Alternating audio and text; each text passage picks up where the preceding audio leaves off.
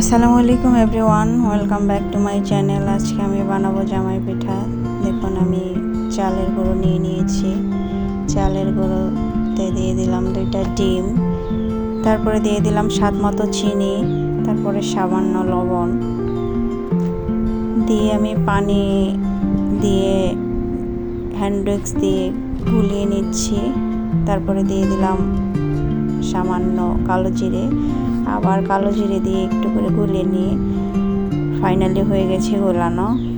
তারপরে শাঁসটা আমি দিয়ে দিব তেলের মধ্যে গরম হইলে হবে কি ওটা লেগে যাবে আটাটা সুন্দর শাঁসটাতে। তারপর আমি তেলের মধ্যে দিব, এভাবে ছেঁকে ছেঁকে পিঠাটা নামিয়ে ফেলতে হবে তেলের মধ্যে।